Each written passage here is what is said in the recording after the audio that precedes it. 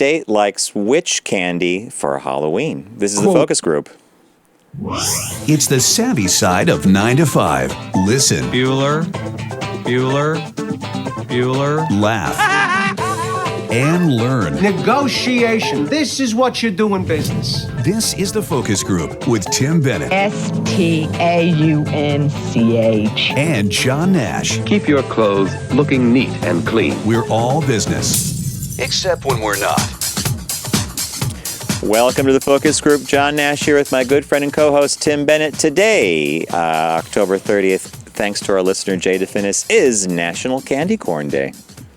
National Candy Corn Day. I happen to like candy corn. And as a kid, I ate candy corn a very particular way. You'd bite one piece off, then the next. Remember, because it was orange, white, and whatever. White, yellow, and yeah. orange. Hey, focusgroupradio.com is the website you should go to find out all about me and Tim and to listen to the shows, all our audio and videos there. And we encourage you to check out Unbuttoned, which is our Tuesday audio podcast, available on iTunes, Spotify, everything else, every place where the focus group's available. But that's only 22 minutes, 3 big stories that we think are big and important. And that drops every Tuesday morning. So continue to listen, subscribe, like, and rate if you are. And if you haven't checked out Unbuttoned, by all means do so, because some of our friends call Unbuttoned the commutable version of the show. The commutable or the gym version of the show, like as if Quick. 20 minutes, yeah, quick, you're in and out. Jelly Belly says they make the best candy corn. We had their candy corn. We toured the facility when we were out in California. It's kind of creamy. Do you like their candy? I did like their candy corn. I'm used to the stuff. Was it Brock's candy corn? Yeah. Did you get candy corn this year? No. I broke down and I brought candy for the kids tomorrow. It's supposed to pour rain though here back east. Our weather, they're not saying that. It's supposed to, but they're hedging their bets. They're saying things like, maybe it will not be a heavy rain. Well, What do you want to bet it's going going to? to? Already changed Halloween to be Friday. Really? Yeah. And I was hoping they would change it in my town to be Friday. You know, You'd be out of there. Well, I'm one of the only left now in my neighborhood. Everybody's left me. Mm-hmm. And I gave those big candy bars out. And I broke down yesterday. Went to the Costco, and I didn't get as much as I used to get 5 boxes because I would get 200 or 300 kids of those big candy bars. But I only got 2 this year. Hershey's? Well, all they had left were, they do different packs. They do like a Mars pack or something else. And so it was Hershey bars, Reese's, Kit Kats, and maybe Hershey Almond. But I like the other one. They used to have the Snickers, Milky Way. Oh, so you really went with the... But they didn't have any of that left. You know what you should So do? I held off on Halloween. Here's a great Halloween idea. Introduce children to dark chocolate. Go out and buy 85% dark chocolate. Well, I did buy Welch's just to have as a backup. Welch's fruit treats, little things. They're almost like gummy bears, but they're fruit snacks. They're little packets. Yeah. I did that just to be safe. And one year I did like peanut butter crackers. You know, those like Lance peanut butter crackers. Actually, those went. Did they really? There's a woman up the street used to wear, which I always thought she should have been arrested, but she wore an apron. And it had 9 pockets in it, like a pocket over each boob and one in the middle, and then pockets in the middle and pockets down by her hooch. And she would stand at the door, and the kids had to go in and dig for whatever you got out of the pocket, and that's what you got. And I remember No wonder you said she should be arrested. Well, the little neighbor kid, Nicky, comes and he's telling me about this. He got a transistor radio. He went right down the hooch. And I said, because nobody wanted to touch down there, and that was the prize. You know, he got a transistor radio. And his mother's like, where did you get this? And we were screaming. And his mother went up to the house to look to see. She says, sure enough, the woman's out there standing there with this big robe on, old woman. And the kids had to go pull out of her pouch, but she's essentially getting felt up. When the woman moved, she moved recently, and I said, maybe I should ask for the apron for Halloween. Who's going to get the apron? Neighbors all laughed. That apron could be popular down in some of Rehoboth's Can you gay imagine bars, doing that? Yeah.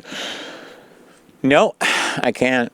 We had strange Halloween stories 101, right? Like when I was a kid, we had one house we kind of liked to avoid because it was... It's always that house. It was... They would often give you stuff, but you had to answer questions.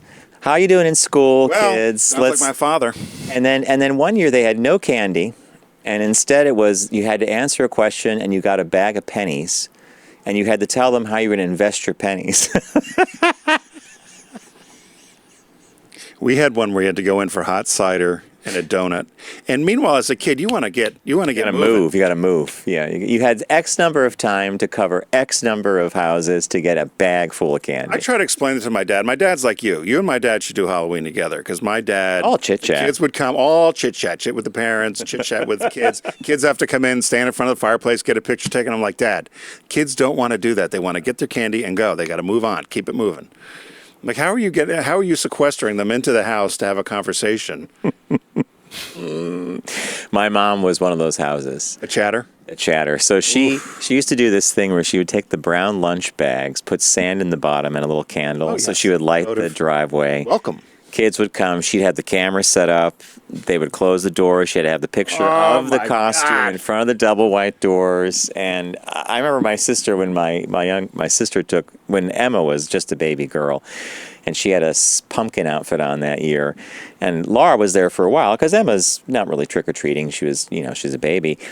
But Laura said to me, I think it was a couple days later, she goes, "Oh my God." She said, Mom does this whole thing. And then the parents are clearly like, "Well, we got to get going. Thanks for that candy." Oh, Let's see if this came out. Let's take another one. It's digital now. And then you'd call my mom. "Oh, it was so wonderful seeing all the children in their wonderful costumes. Of course, I don't like when parents always go store-bought. I understand. But I prefer the more original." So there was even this critique going on. If someone came in one of those ratty Kmart things with the mask with the elastic band. Remember those? When we were on the other platform, they said in Alaska. Remember the listener called in and he said they could never buy the store ones because it was so cold. The plastic would all crinkle. The costumes would disintegrate at Halloween. You could never Halfway through the night, because the everything was- plastic would all freeze and break. Speaking of costumes, your brother-in-law told us about you and your little bunny outfit, which we still have not seen yet for Easter. How come we haven't seen that picture? I got to bring that. Remember that, picture in. boys in the booth? John's dressed up like an Easter bunny one year. Remember that we were told? We have the whole booth is there. We have Garrett, Robbie Bobby, and Steve and Luba. Yeah, there we go. I remember that. Remember the bunny story? That was from Easter. My mother rented this costume with a paper mache head. The thing made you sweat. I lost like 10 pounds in 5 minutes wearing that suit. And my Who has the pictures? Well, I do, and Steve does. I'm gonna ask surprised. Steve I'm for 'em surprised Steve has not forwarded these. So I arrived for Easter, and by the way, Bob, Steve did forward me a Christmas photo of the family, which it may show up. around the what is holiday time. this? Got it through the Facebook. Oh boy! See, Apparently, he and Laura were going through some things, and this is you and your little. It's got to be Christmas. You're in a Christmas sweater. I'm in a Christmas sweater. High school, I think, probably. Oh my God! Well, you know what Steve's doing. So Steve bought this scanner, and I think I might have mentioned This is why we're finding the pictures. And he is on a mission to digitize all those prints before they go even further down the fading out zone. It can scan 30 prints per minute Wow. and minimal color correction, but To just feed them through? it scans them, they come up, you could do, and most pictures, by the way, for most listeners, if you scan a photograph in and you're using a photo like Photoshop or Aperture or whatever the application is, often just playing with the blue will fix the color because those are the dyes that actually shifted the fastest. What does one of those scanners cost? $200. Wow, and you could just take all your photos and then you can rearrange them that way on the screen, right? Then you could crop them. They only scan at a certain resolution, but apparently for the kind of pictures we took back then, it's a perfectly fine resolution. Let's go to Jason here in New York. Jason, maybe you have some information for me, but what is your question, my friend? I don't have information, but happy Halloween Eve. Thank you. I have a question and a comment. Which do you want first? Let's get the question. John, did you finally figure out how to use the magic eraser?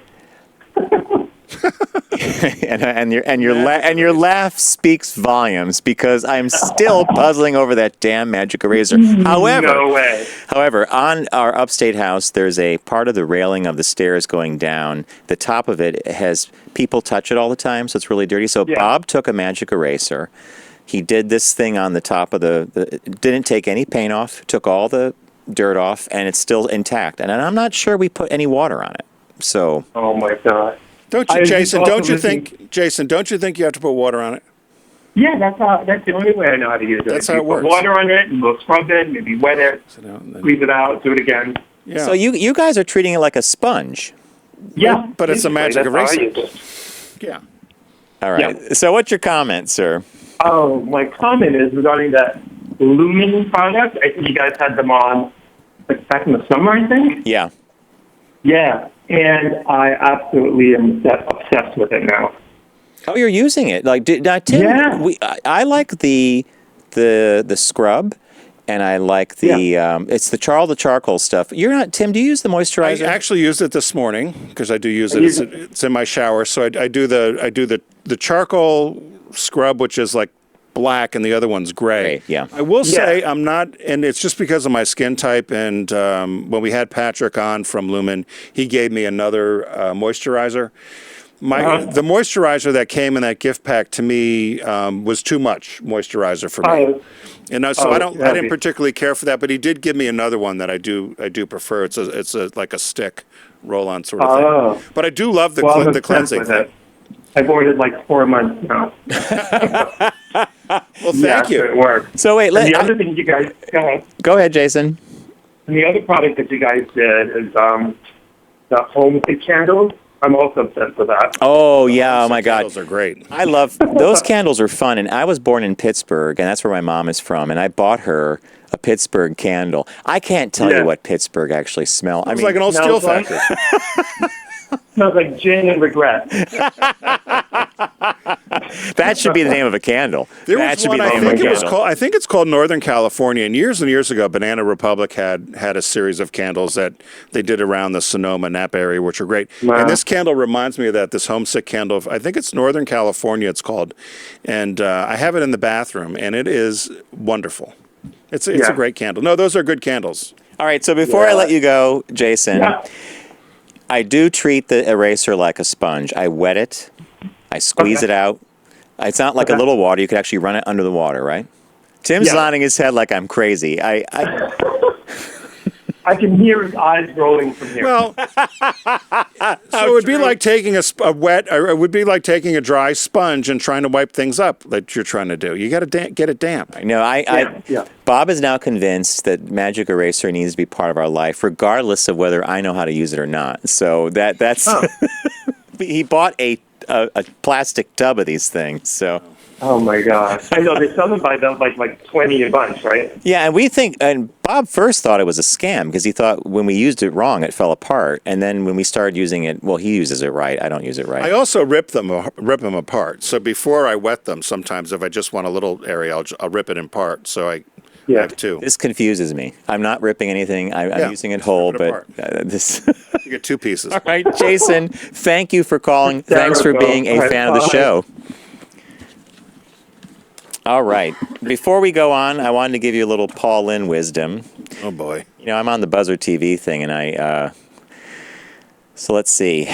Peter Marshall of the Hollywood Square says to Paul Lynn, a recent Navy picture had Admiral Zumwalt kissing Admiral Durek. Why?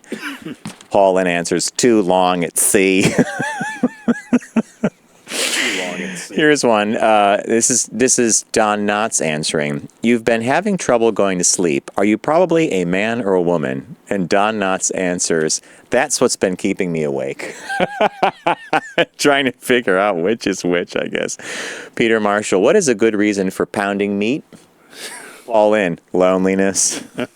We'll leave it at that. What caught your eye? I'm not sure you can do any of that anymore. What caught your eye? Here's what Tim and John He's keeping found. you up. I don't think so. I saw this, and I still don't know what the issue is. But Lady Gaga was at the Golden Globes in 2019, and she or earlier this year in January, and she made history in 2019. She was the first person to win an Oscar, Grammy, BAFTA, and Golden Globe in a single year. And so for A Star Is Born, she wore this periwinkle gown with a 10-foot train on it.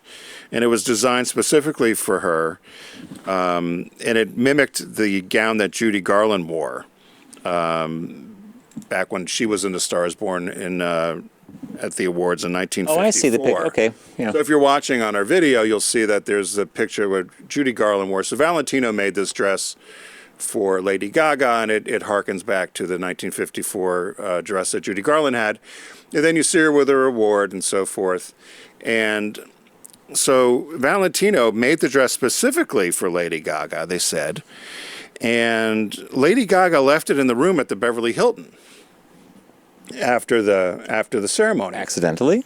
Well, that's what they don't know. So the housekeeper came in. The housekeeper had been doing the same suite of room for 24 years. She says she always works the Golden Globes. And she said in this handwritten note that Lady Gaga left her the dress.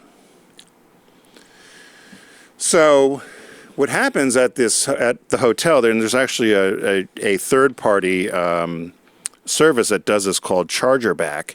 So when anything is left at the Beverly Hilton or any of these high-end hotels, you immediately bring it to the Lost and Found. They give it to this company called Chargerback, and then they keep it for 3 to 4 months, and then you send in, if you think you lost something, you send them a note, you describe it, and then you come pick up your good. Okay. Whatever. So the maid turned the dress in on January 8th, and the hotel gave it back to her just a week or so ago, September.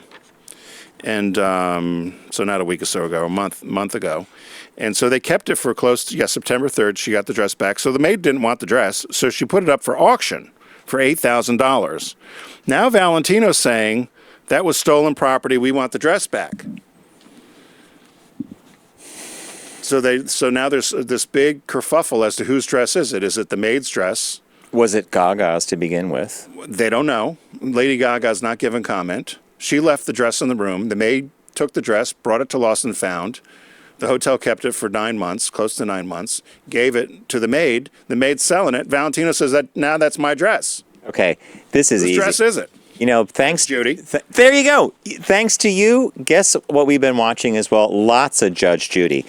She should be on the Supreme Court. If I was Judge Judy and I heard that one fact would tip this in the favor of the What's maid. that? 9 months. Yeah. If you're Valentino and you really love that gown and you didn't think that Lady Gaga, was keeping it or whatever, wouldn't you have started to ask Lady Gaga to have the gown back, please? Well, it says it was unknown whether the Beverly Hilton tried to contact Lady Gaga before they put the dress in Lost and Found. They said it's customary for fashion labels to loan outfits for stars for award shows. We all know that. But they're wondering why, if Valentino really was missing that dress, why they... Almost a year.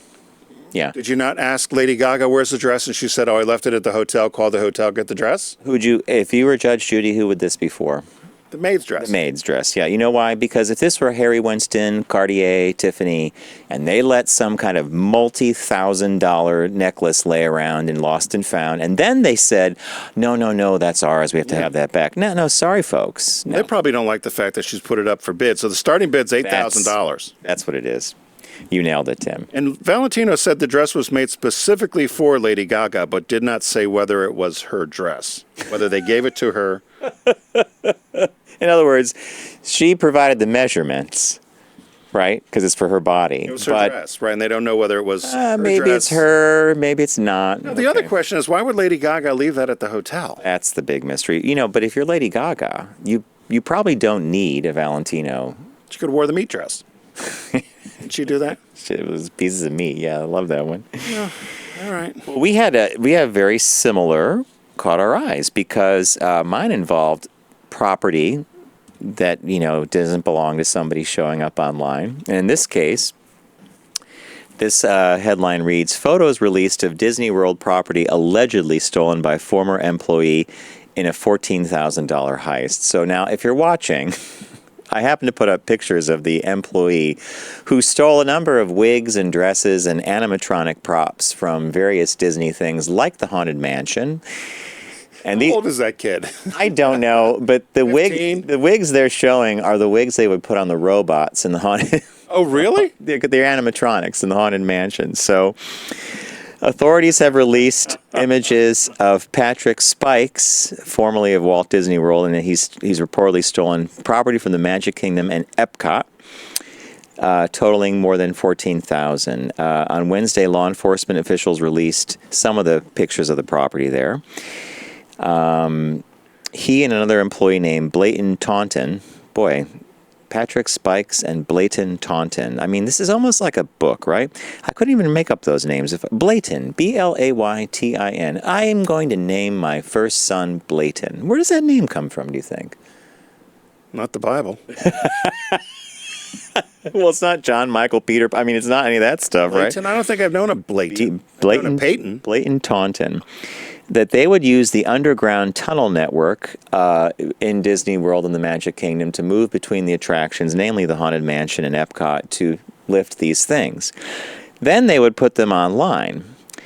So Spikes lifted about 7,000 worth of costumes from the Magic Kingdom, and he stole something. He stole a part from a character called Buzzy, who is a retired animatronic robot from the Cranium Command Center at Epcot. The animatronic parts he stole are valued at about $6,000. The former Disney staffer is also accused of selling these costumes and props online, having received about $30,000 from two people on PayPal between July and September for the wigs and some of the other paraphernalia from Haunted Mansion, etc. Here's what I don't understand. How Disney's pretty strict. Yeah. How were they getting, unless he put the stuff down his pants, I mean, how was he getting... Well, those wigs would be... They could stuff those in your hooch, I know, but I know. don't... What would you do? How would you get that stuff out of Disney? Well, let's see here. They did say that they did this at night. But aren't they similar to... Isn't Disney... Oh. There's cameras everywhere, and you check Yes. your bag, and... I mean, it's... It's like Amazon Warehouse. Or Apple, right? I Yeah. mean, you got to have a clear bag you can't go in with. I'm shocked they were able to get anything out of there. Well, here's the part that I think is...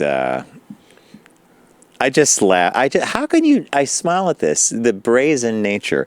Spikes got away with the heist for a time, but here, publishing images of some of the stolen goods on his Twitter account, and the Twitter account is @BackdoorDisney. So first of all, you're putting their name in something. Look at me, look at me. Then you're showing pictures of yourself wearing like a Rapunzel or a Cinderella wig, right? Well...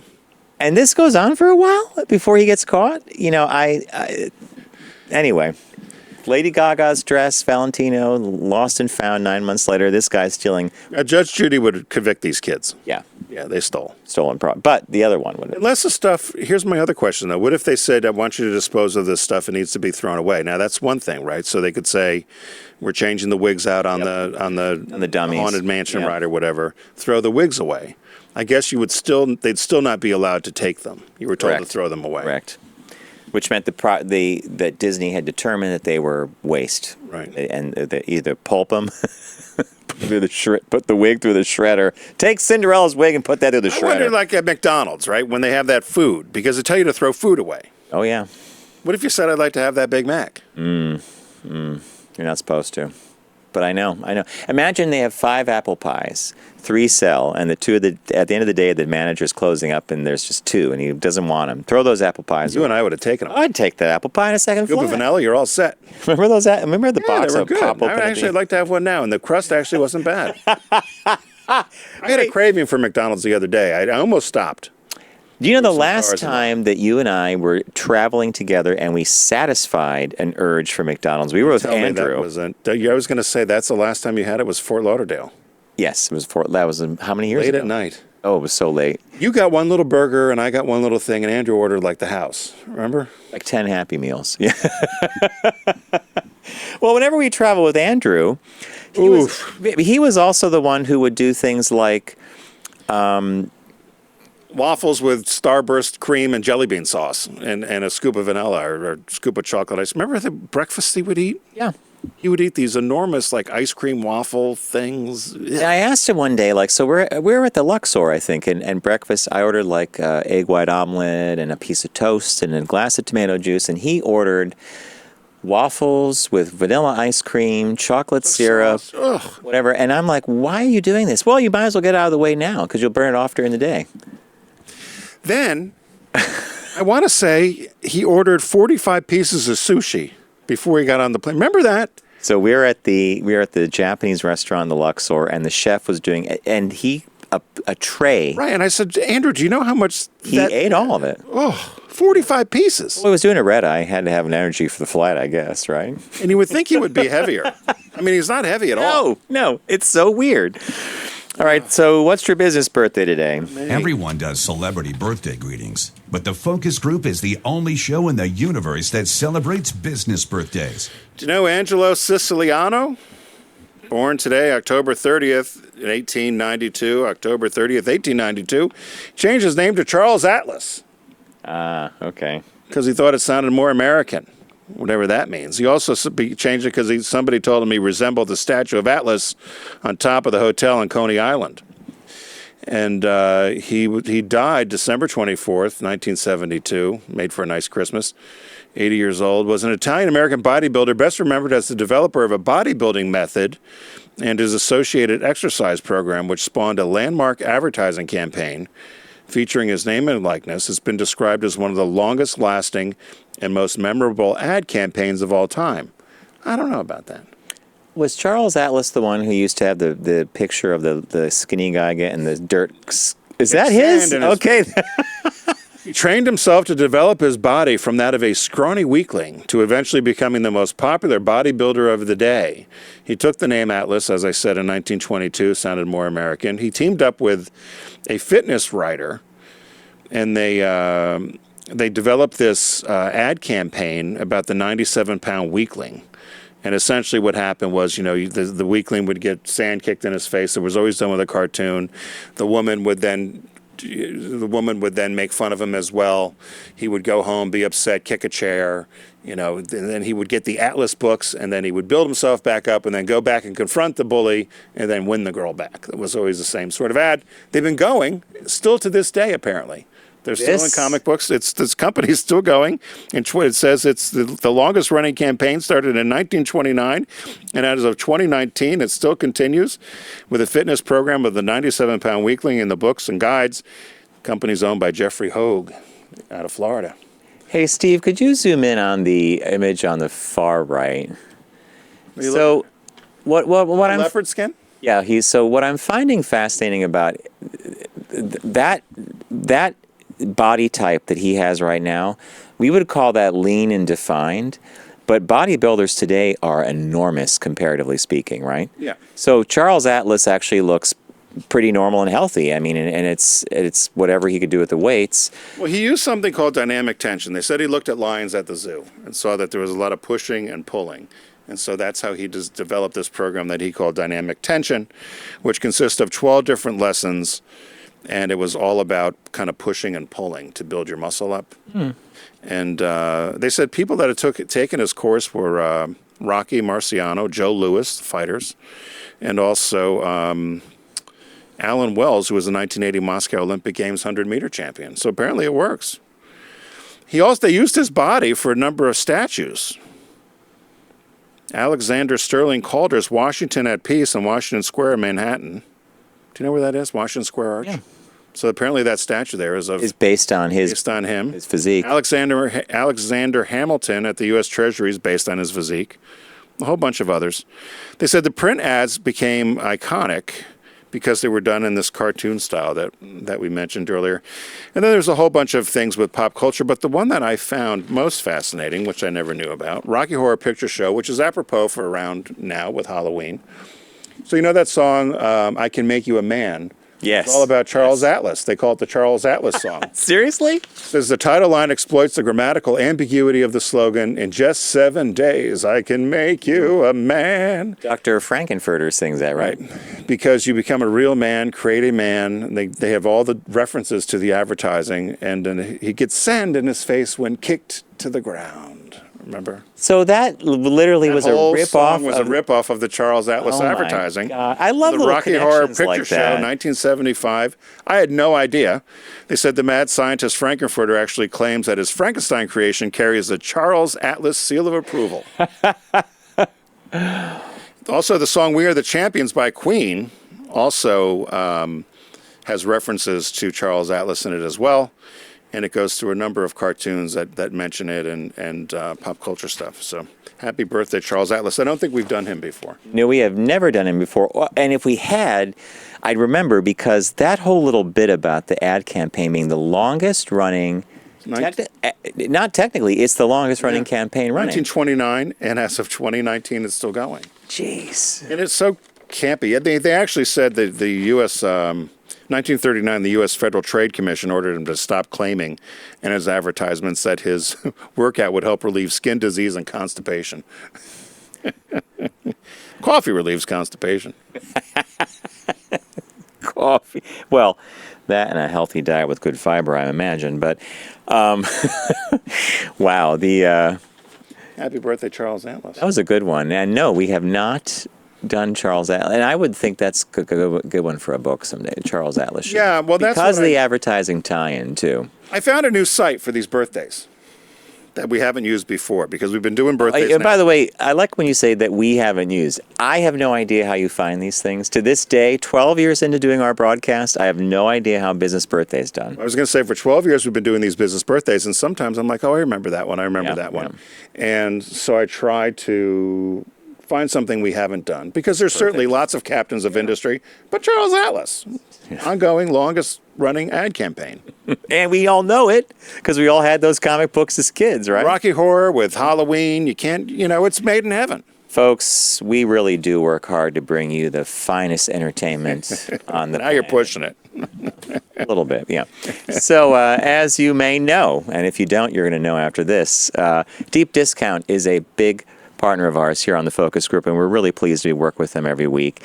It's a winter site-wide sale, tens of thousands of items on sale at deepdiscount.com. And you get to the site by going to focusgroupradio.com and looking for the Deep Discount logo, which is a shark with sunglasses on. And his name is Sharky. Arr! And for some reason, it's the pirate voice. Again, I do not know. It's hardwired into me. So, we normally pick our favorite stuff. Site-wide sale means we can do anything. I do not have anything written for you yet because I did the notes before, so I don't know what you picked. I picked something that I mentioned many times on the show, and so it's a repeat, but it is my favorite holiday movie, and we're at that time for you to order your holiday movies. It's Dysfunctional Family in all its glory, and it's Home for the Holidays. Oh, is this Holly Hunter? Right, and nobody does Thanksgiving movies. Everyone does Christmas movies. And this movie has Robert Downey Jr., Holly Hunter, Anne Bancroft, Charles Durning, Claire Danes, Dylan McDermott. It's a comedy. It came out in came out in 1995. It was released Deep Discount in 2001. It's $7.39 for the DVD. You have to get it. And $7.39. You have to get it. it's a woman comes home for Thanksgiving. I believe all the they're dysfunction. They're in Cleveland, and it's all the dysfunction of everything from the gay brother to the crazy aunt to the dad and the neurotic mother. So Robert Downey, I think, plays the gay brother. Yeah. Okay. And it seems. Is this aired usually around the holidays? Sometimes it is, but I actually do have. I actually have the CD and the DVD, and I have given it to people because I do think it certainly is a slice. Again, as all these things because of now the internets and so forth. But if you grew up in the 80s, 90s, it's pretty much on target, I think. Yeah. What'd you pick? Well, I picked something different because lately I was, in fact, in one of our accounts that we manage for our advertising business, you and I were recently dealing with something, and I kept calling it the Spanish Inquisition because we were being asked a lot of questions about something, nothing bad, but then I remembered that Monty Python's Flying Circus used to do something called "You Never Know When the Spanish Inquisition Will Come," and they used to barge into people's homes dressed as priests, and they were doing the Spanish Inquisition. So I found on Deep Discount this incredible entire collection. It's Monty Python's Flying Circus, the complete series, a Norwegian Blu-ray edition. Years in the making. The studio network is proud to present the entire original television series of Monty Python's Flying Circus, fully rejuvenated for the first time. Sketches, some edited for timing, taste, and copyright reasons. I raised an eyebrow at that. Have been carefully restored to their intended length, and the majority of Terry Gilliam's animations have been newly scanned in high def and restored to the specifications way beyond the original format. So this collection, this Monty Python, is absolutely the complete Monty Python. All the stuff you probably have never seen, some bits you've never seen because they were edited for time and rebroadcast, whatever, but it's complete end-to-end. I think the whole package is, Steve, what is that, $118 or something? $18.99. No, maybe it's a little higher than that. Oh no! Hey, $118.99. It's not bad for what you're getting, man. And it's That's what all. I don't get. Why is it Norwegian? It's that's an interesting thing. It's Why don't you just say import? and they make sure that when you're at deep discount, you know you can play it on any Blu-ray player. So, but it was apparently produced. The studio network got the rights over there in Europe, and they're in Norway. So I picked Monty Python's Flying Circus, the complete series. I'm actually angling to get this because I love Monty Python. There's the penguin on your television set is about to explode. Were you a Monty Python fan? Nope. David Bragg, Bernie Gracie. There's a bunch of us. Yeah, you're rolling your eyes. We were sophisticated humor in high school. We knew what we were Talented doing. and gifted program. And we were in. Were you in? Were you Yes, talented I and gifted? was. And you doing that like a little stick poking me at. Now, the release this week is another one that I think you should have, Tim. Bob loves this. Okay, it's the new release, and it's from Criterion, so you know it's got the right. It's got the gold seal of like Seal the of housekeeping seal of approval. Godzilla, the Showa Air Films. So Showa was the studio or the director, 1954 to 1975.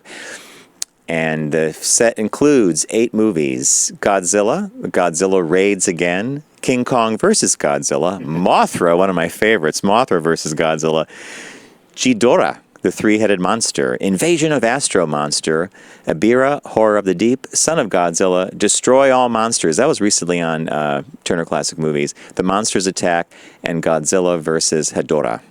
So these have gotten the Criterion treatment through and through. They're beautiful prints. There's some extras on there, but TCM's been showing, Turner Classic Movies has been showing some of the Godzilla movies, and I was stunned to see how Bob transfixed the minute, and I'm like, did you like, he said, you didn't watch this growing up? I said, yeah, I watched Godzilla growing up. I said, what did you, his favorite thing is all the little buildings and all the things exploding. And you know, and there was one scene we were watching, I think it was Destroy All Monsters, where Godzilla strikes this karate pose with the rubber suit. I couldn't stop laughing. I thought, this is... Can you see the strings in the background? when the thing flies through, it like comes through with this, yeah. So, yeah. He's screaming. And the fire comes out of the mouth with the three, yeah. They're fun. They really are fun. It's I got to camp. tell you, it's camp, yeah. Right. So There's nothing better than that. So that's the new release. Cool. Well, head over to focusgroupradio.com, click on the deep discount logo, and own your passion. It's the winter site-wide sale I had picked. Home for the Holidays, which is one of my favorite all-time holiday movies, even though it's Thanksgiving, not Christmas. John picked Monty Python's Flying Circus, the complete series, Norwegian Blu-ray edition. And the release this week is Godzilla, the Showa-era films, 1954 to 1975, part of the Criterion Collection on Blu-ray. And as you know, if it's Criterion Collection, it has the great seal of approval. Right, Garrett? Thanks, Deep Discount. We're going to take a quick break, and when we come back, we've got Shop Talk that talks about some of the most popular candy in various states. So stay with us. You're listening to The Focus Group with Tim and John. Learn more at focusgroupradio.com.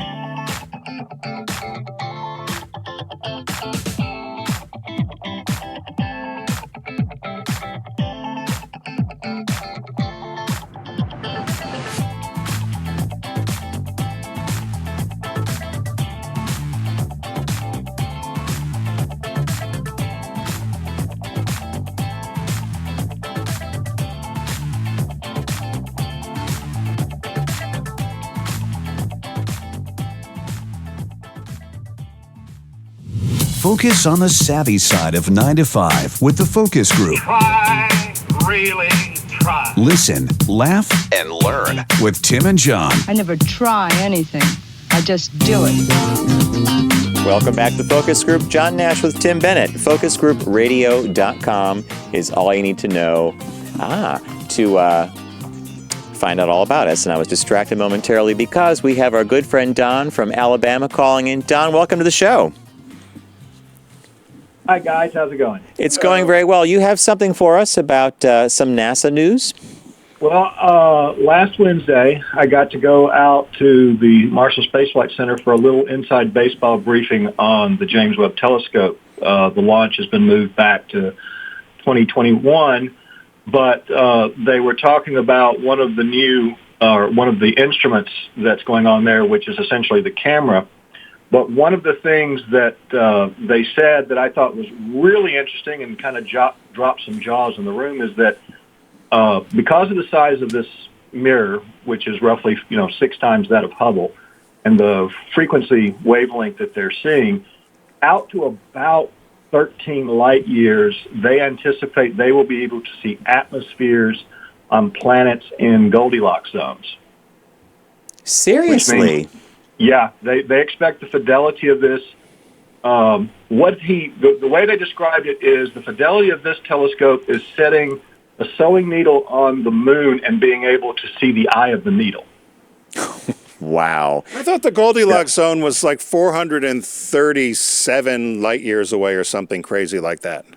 The Goldilocks zone is the zone around a star relative to the star's energy output that would allow for water to exist in liquid, gas, and frozen state. Right, but so it depends on the star that it's around. But they're able to, so at only 13 light years away, though, they'll be able to see an additional 400 light years away? No. This telescope will allow them to actually see the atmosphere of a planet orbiting a star about 13 light years away, much like the shuttle would snap a picture of from orbit of the Earth. Is that right, Don? Yep. Yeah, but I just thought the Goldilocks zone was a lot further away. I didn't look. No. Every star has a Goldilocks zone, depending on the star's intensity, color, and how much warmth it puts out. The area around it that supports like Mars and Earth are sort of in the Goldilocks zone. Am I right about that, Don? Right. For our star, the Earth sits in the optimal Goldilocks zone, allowing for water to exist in liquid, frozen, and gaseous state, depending on the amount of photonic energy that hits it. So each star has its own Goldilocks zone. It's just a ring around it, depending on the star and the energy output. Yeah. But it was fascinating to see that, once this thing gets out there, it's going to go out about 1 million miles to the second Lagrange point between the Earth and the Sun and sit. But once it's up and running and they get everything calibrated, that the ability to see something as distinct as an atmosphere on a planet is just astounding. It's pretty amazing. And, Don, I'm curious about, how you're so involved in this that you got to go to that cool briefing, but also this has been pushed back a number of times for launch, right? Right. Well, the thing about this is because it's going to Lagrange 2, which is about, 1,250 kilometers or 1.2 million kilometers out. So it's not serviceable. We're not going to be able to send a spacecraft out and fix something if it doesn't work. So the testing criteria for this thing is infinitely greater than it was for Hubble. The system is designed with multiple redundancies so that if there are, deformation issues like you had with Hubble, this thing uses 18 octagonal beryllium mirrors. Each of those mirrors has several very, very small, very, very precise motors that control and flex it so that if there's even a tenth of a human hair's differentiation, those motors can recontort the mirrors to compensate for that. Wow, So, I never thought of that because that was the thing about Hubble. The mirror was malformed, and they were actually able to put corrective optics on it in orbit with the shuttle. I think Story Musgrave was the guy that handled that mission. Went to Marietta. Yep. Did he really? Engineer, right? Engineering. See, Tim knows. But John, remember that deformation from one side of the mirror to the other was the width of 3 human hairs. Yeah, I know. When people hear that, they are like, "How could that?" But for the distances they're measuring and for what they're looking at, that could have really thrown off a lot of the of the measurements. Wow, pretty cool. Don, you get to go do some pretty cool stuff, like going and sitting on these really cool briefings. Well, it's just part of living in Rocket City. I tell you. We're angling for some road trips next year, and one of them we wanted to go down to. We were going to do a tour through Rocket City. Yeah, it kept getting canceled. Yeah. What's the point of looking at? What's the point of finding water out there? Water is or as human beings understand it, carbon-based life requires water. Yeah. If we find liquid water, then the probability of finding life goes up exponentially. And right now, the big running theory is that you probably have life on Mars and the poles. You probably have life on some of the moons around Jupiter and Saturn.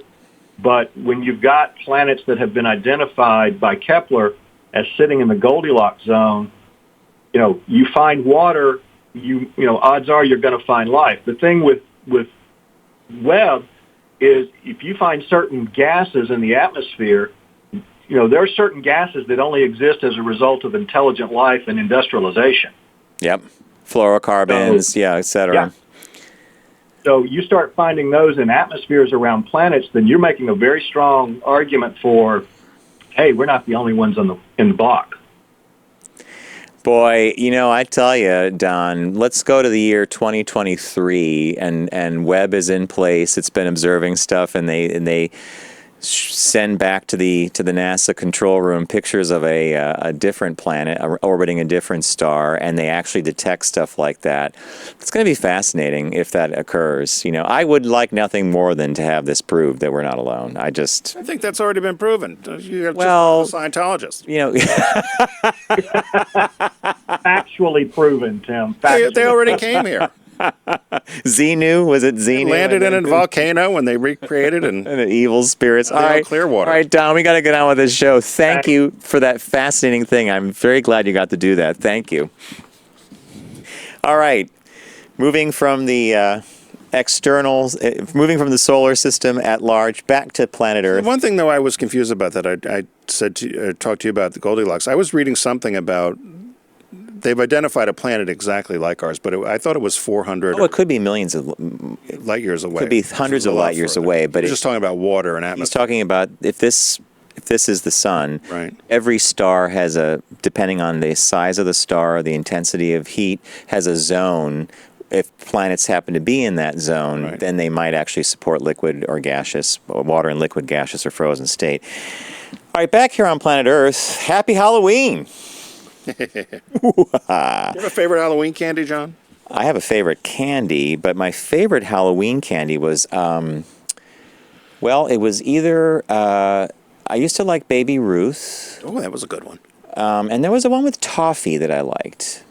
Was that the Score Bar? Might have been a Score Bar. Heath? Which one? Oh, Heath The Bar. Heath Bar? That's it. It's the Heath Bar. They're delicious. Boy, they were rare on the Halloween trail. A Heath Bar. A house that had Heath was a house that had Heath. I like the chunky. Was that the square one that had the raisin in it? Yeah, the big chunky thing, the silver. It looked like an ingot.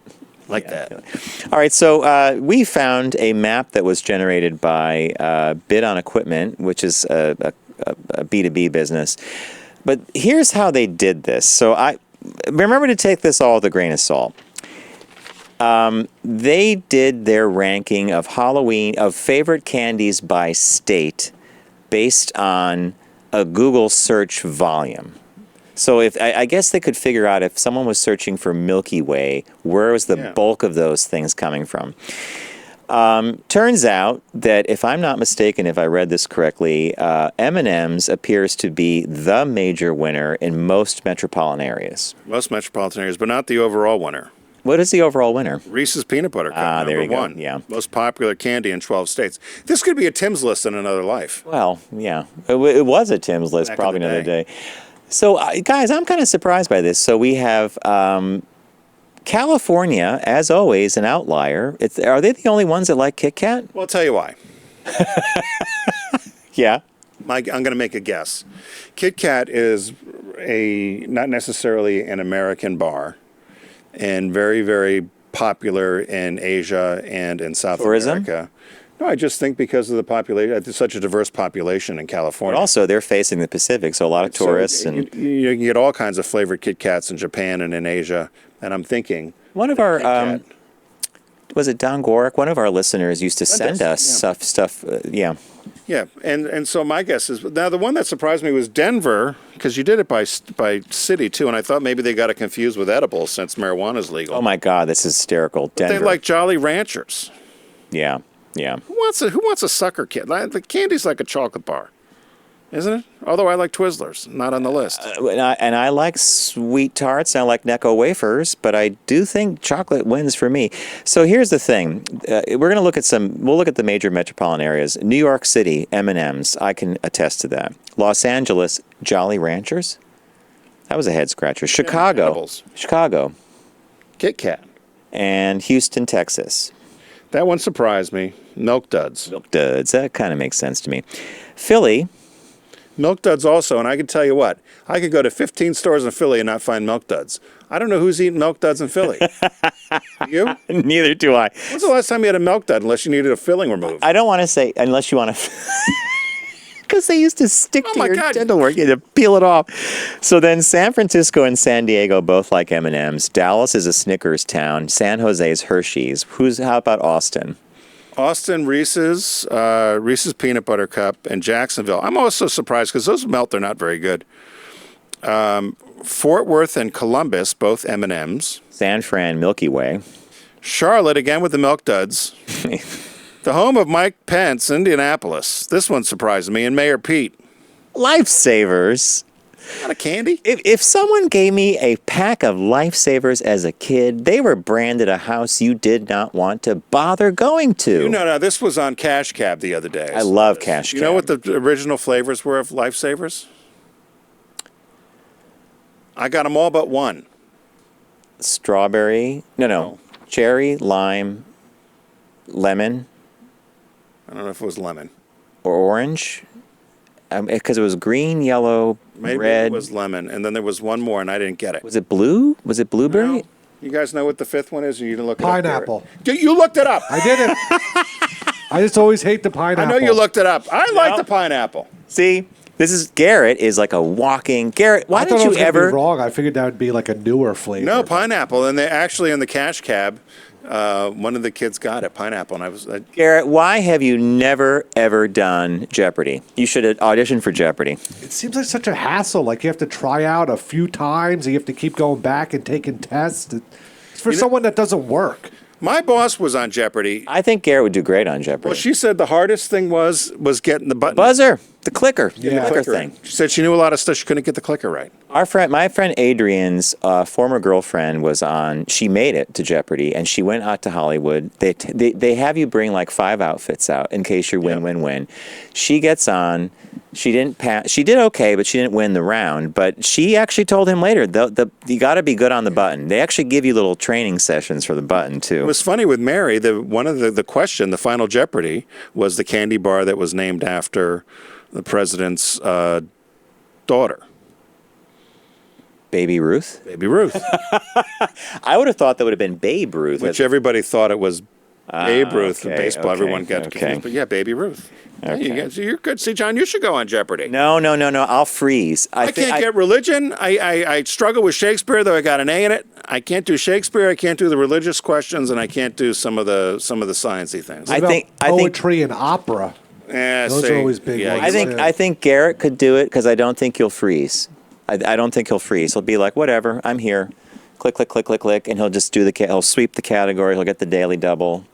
And then we'll share the money because we got him to do it. So, Here, will you sign up?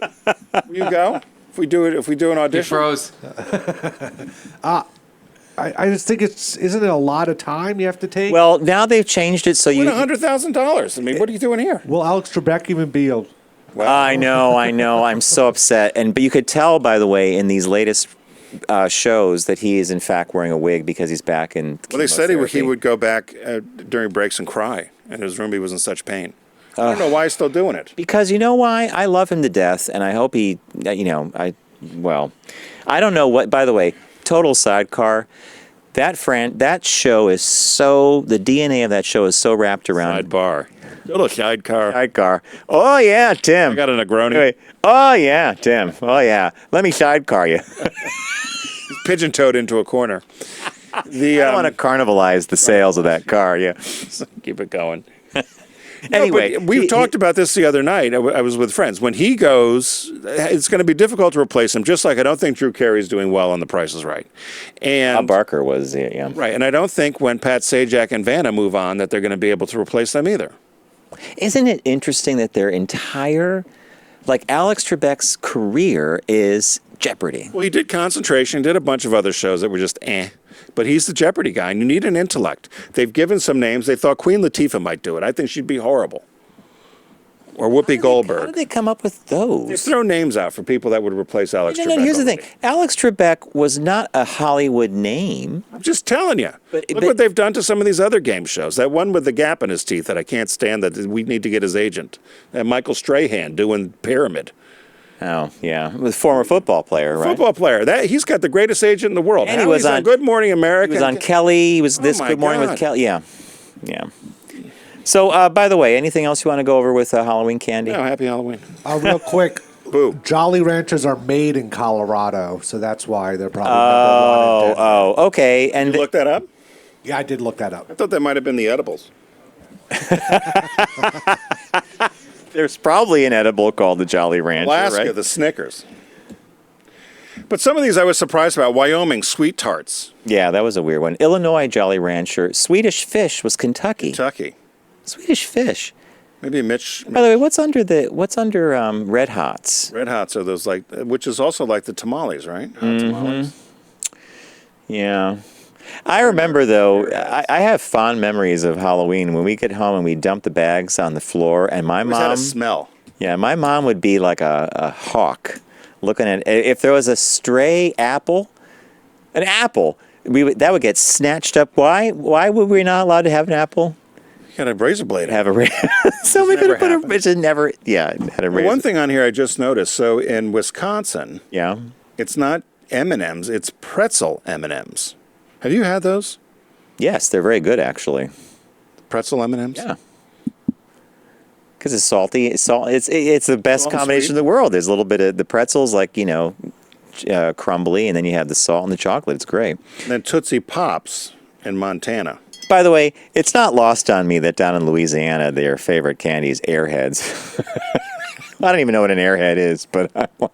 Yeah, I don't know what that... Well, And again, folks, this, to me, the science here is a little spurious, my new favorite SAT word. I don't know that I'd trust that everybody in Louisiana is rushing the stores for Airheads, but I just thought that was... Gummy Worms in South Dakota. That's another one. There you go. And who's Nerds? What state is that?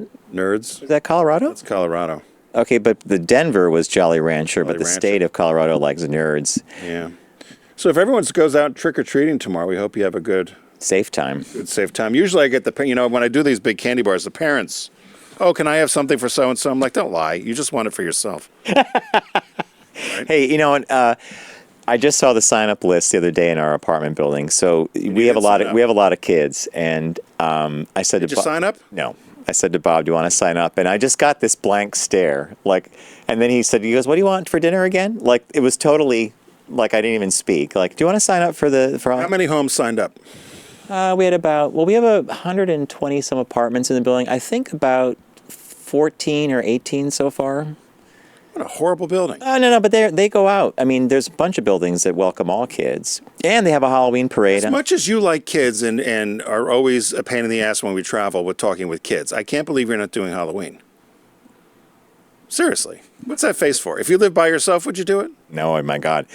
Turn the lights off. No one's home. I don't know why. I'm not giving out candy. We're not doing it. Maybe I'll do it, and I'll give out the little things you gave me today. You can't give out one little thing like that. You got to give out. See, now that's how you got roped into this horribly expensive, buying by the box, the enormous chocolate bar thing. I know. How much is that box of candy? So, well, they were on sale. It was $13.50, but it's usually $22. You bought 4? I bought 2. 2. I usually buy 5 or 6 and I run out. But I'm hoping for rain. It's supposed to be pouring rain tomorrow. In other words, you're rolling the dice on Halloween. Well, and I have to be in New York again tomorrow, and so Correct. I'm not sure I'm going to get home in time. I used to host a Halloween party at my house and make a big one's lasagna. around. Nobody's coming. So, quite frankly, I wish it would pour rain. That'll bring the candy in for you next week. Wow. Happy Halloween. Blue. And the Grinch is not until Christmas, but I know. hello. Wow. Hey, so thanks for joining us. Thank you, John. Thanks to our boys in the booth. Who's that? There's Robbie, Bobby, Steve, and Garrett. Garrett, yeah. The ladies have left us. They're in the other room, but and I want Garrett on Well, we're going to Jeopardy. put Garrett in. We got a lot of things to do with You Garrett. do all the pre-work now is online. You take these tests online. That could be a fun Then you test. go to a live thing, and then you get selected. Yeah, well, I think I'm gonna, we you know, I'll we should all do it. If I do the R&D, Yeah. Let's do it. That or Wheel of Fortune. no, No. Garrett's Jeopardy. All right. It's native intelligence. There. Thanks to our friends at Deep Discount. Go to focusgroupradio.com. Click on the Deep Discount logo. It's the winter site-wide sale. I picked home for the holidays. John had picked Monty Python's Flying Circus, the complete series. And the release this week is Godzilla. The Showa era collection from 54 to 75 and remastered by the Criterion folks. So it's a Criterion edition on Blu-ray. Be sure to get it. Remember, everybody, don't text and drive. Arrive alive. Have a happy and safe Halloween. We'll see you in November. It's The Focus Group with Tim Bennett and John Nash. Accessible on all platforms. Subscribe, like, and rate us on your platform of choice. Learn more at focusgroupradio.com. That was a stunning focus group.